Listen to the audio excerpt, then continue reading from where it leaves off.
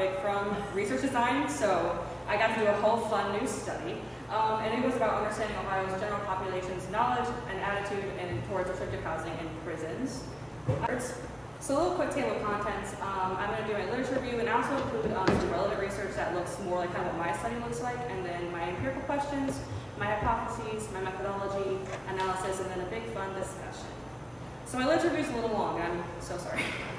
So first, looking at conditions. A cell size for someone in restrictive housing is about 60 to 80 square feet with a cot, toilet, sink, and potentially a small desk. When I try to figure out like a dimension of that, you're like, it's like a small parking space, like kind of a bit of a parking space size. I was like, oh, that's crazy. Lighting is usually unnatural fluorescent bulbs. Lights usually don't get turned off. If there is a light, it's a small. If there's a window, it's really small, so not a lot of natural light coming in. And then recreation, the official definition of the Ohio Revised Code is an incarcerated person, which is an IP, kept in their cell for a minimum of 22 hours a day. So depending on the facility, it could be 1 to 2 hours out of their cell during the week, but that's usually only for shower and recreation time. The Eighth Amendment. Just the basics, of course, the little definition. Excessive bail shall not be required, nor excessive fines imposed, nor cruel and unusual punishments inflicted.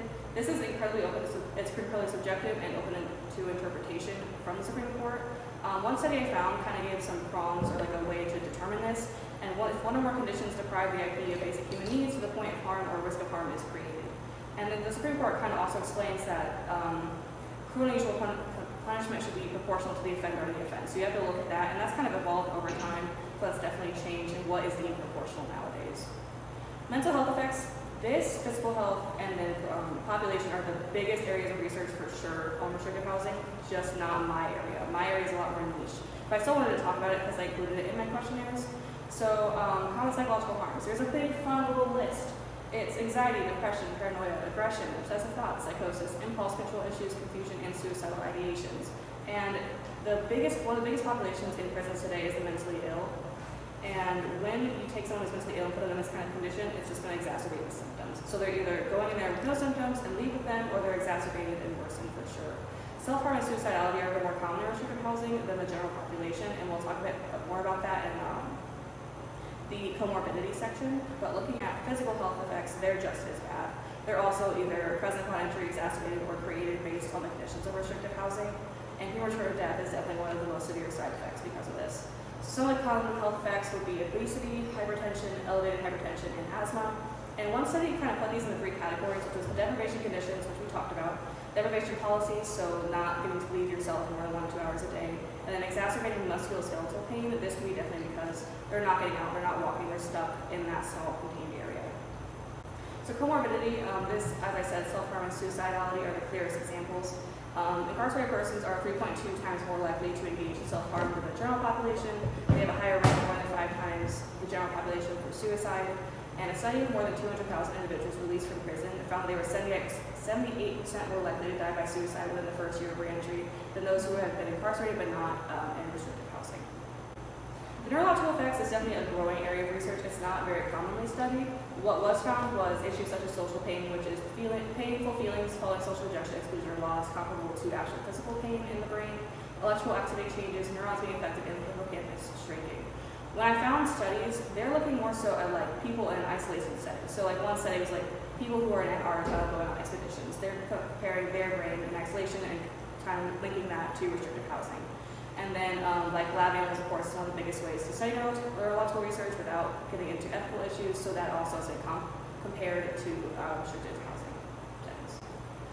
Population, as I said, is another common area of research. There is a huge disproportionate amount of racial minorities, LGBTQ+, and those who are diagnosed with mental disorders. For race, unfortunately, one of the potential explanations is that Black and brown individuals have been perceived as more threatening or dangerous. For sexual orientation, it's most likely being placed in that setting for protection rather than to deter misbehavior because they are targets of violence. And then for mental illness, as I said, they're one of the biggest populations in our prisons because we've lost a lot of funding for outside mental health care. So people are acting out on their symptoms and getting labeled as criminals and placed into prisons. And then they're ill-equipped to deal with our mentally ill population. So they're then placed into further restrictive settings. Staff opinions, I focus on public opinion, but I want to look at the staff as well. And there were opposing viewpoints. Some correctional officers think that restrictive housing takes a significant toll on their well-being and their health. some symptoms like hypervigilance, corrections, fatigue, heart disease, hypertension, PTSD, and suicide, while some correctional officers actually feel like it's a safer environment compared to the general population. Public opinions, this is the main research gap that I wanted to look at. There is a stigma, studies have found stigma towards IPs inside and outside prisons being viewed as like a spoiled individual or as severe as being labeled as evil for some reason. And depending on how the public views IPs will affect how they believe restricted housing should be used and if it's an appropriate response to behavior. The biggest idea is rehabilitation versus punishment.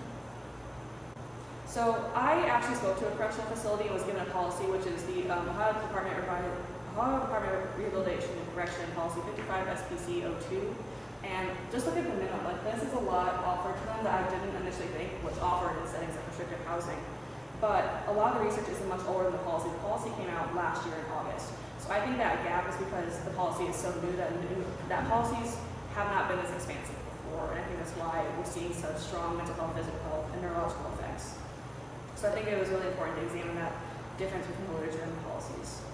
So some relevant research that kind of compared it to my research was gender and punitive attitudes. There's a lot of conflicting results when looking at socio-demographic differences.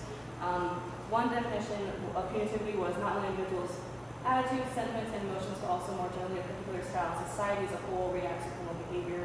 And some research found that women were more punitive than men because they judge harmful behavior more severely.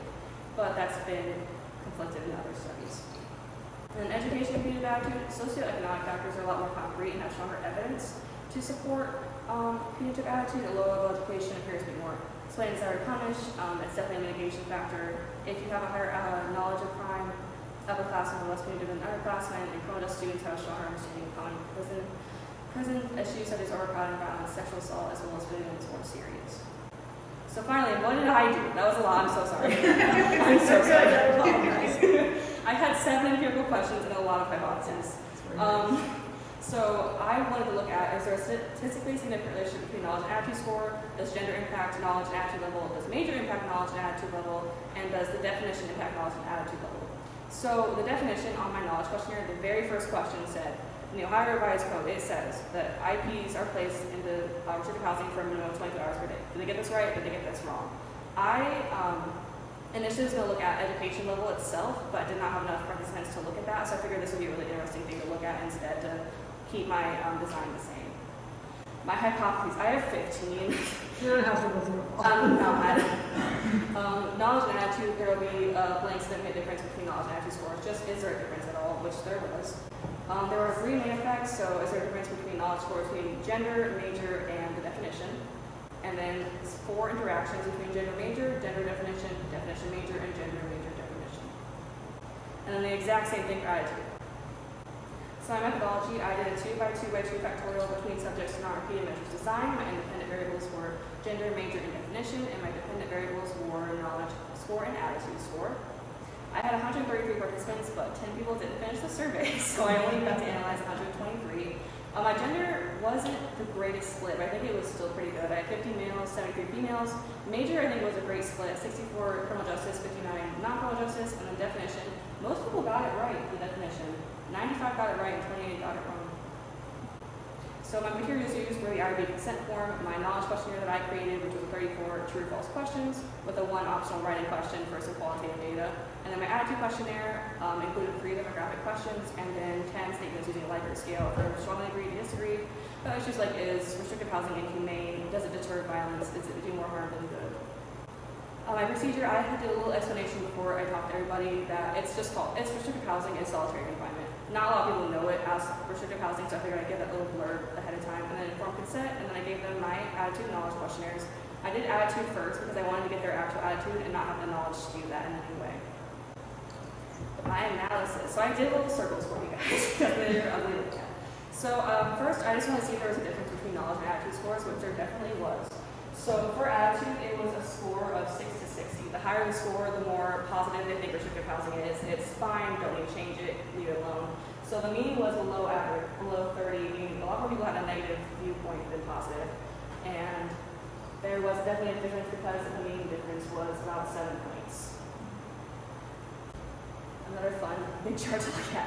So female students were more knowledgeable than males, criminal justice students were more knowledgeable than non-criminal justice, and those who correctly answered the definition were more knowledgeable than those who didn't. The highest scoring individuals were female criminal justice students, and the average was only 23 out of 34 though. So similarly to another study, knowledge was not well known at all. Male non-criminal justice students scored the poorest, only getting an 18 out of 34, or 50%. So me and Dr. Law did three-way ANOVAs and pairwise comparisons for my data.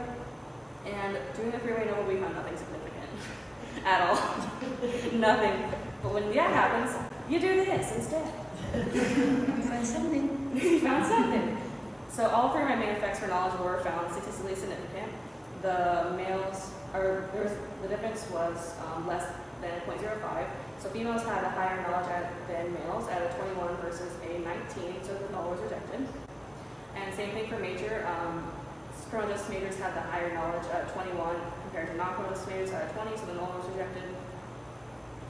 And finally, for definition, correct participants had a 21 score compared to those who were incorrect at a 19. And then none of my interactions were significant. None of them, I'm not really sure why they weren't significant. This is because they had no variance. An F value and a P value could not be produced on the three-way interaction, so all the interactions were failed. Looking at attitude, looking at attitude again, I had male students have a higher attitude when they were more positive towards restrictive housing than females. Non-criminal justice students had a higher attitude, criminal justice students, and those who correctly answered. This one shocked me. The correct answer definition had a higher attitude than those who got it incorrect. And then there were no significant main effects again between gender, major, and definition, but we did find when we did pairwise comparisons that major did reveal a difference in that non-criminal justice majors had a higher attitude than criminal justice students. And then again, my interactions were all failed to reject. So my discussion, I didn't find a lot of research looking at why females have a higher knowledge. I think this is because our school in general just has a higher criminal justice and higher female presence in classes that I went to. For major, criminal justice students are provided with an education level that covers all aspects of criminal justice, which includes offenders, their behavior in prisons. So I think they gave them a lot more knowledge and easier chance on my knowledge questionnaire. But again, the average is still a 60% failing rate. For definition, proper understanding of restrictive housing is likely guys, one's understanding of academic and policy knowledge. For attitude, I would say major is definitely a mitigation factor. The more education you have, even though I didn't find that statistically significant, I would still argue that you have a better understanding of the education, so you have a greater perspective on why it is incorrect to use restrictive housing. They're more disapproving due to knowledge of the criminal justice system, especially prisons, and they're stronger at understanding the severity of prison issues. Some direct comments. My favorite was this one was the segregation. There's the top one. Restrictive housing segregation needs to be more rules and better rules. Treating someone inhumane would never make them want to change or grow into a better person. Rehabilitation matters. But my favorite over the positive is that top one. I think it's needed for all prisons, so don't get in trouble placing the gains ones to the prizes in regards to using restrictive housing on incarcerated persons. Some common themes in the comments were that restrictive housing does more harm than good. It should be used for protection rather than punishment, and there's a significant room for improvement in restrictive housing policies. I did have a few limitations. I did use a sample that came from a small Western university that shall not be named. And it's not really representative of college population as a whole or Ohio's population as a whole. Some of the rare demographics that I had, such as male criminal justice students, female non-criminal justice students, and those who had a strong positive attitude, had their surveys thrown out. I did have some comments saying that this questionnaire was a little difficult to understand, so I'm not. Some people might have had trouble difficulty comprehending the questionnaire or not fully reading the questionnaire. There's always the unknown bias on the part of the researcher. So for future research, this study provided a definite starting point, but I think there's still a lot of room for improvement. Like I mentioned, I initially went into this wanting to do undergrad and bachelor plus as an independent variable, but because I didn't have enough participants, that had to get pushed aside. I think that could definitely be something in the future to look at because I found studies talking about how upperclassmen versus underclassmen had different viewpoints. For new variables, I think I would want to include political leaning and media consumption. Some of the theses I looked at included political leaning, and I think that definitely would provide a lot of interesting data as to why people view things the way they do.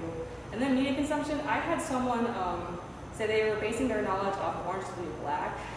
So I was like, maybe the media they consume would be an interesting thing to look at and see if that kind of guided what they think restrictive housing actually looks like. And then I have so many references. So many. So many. So many references.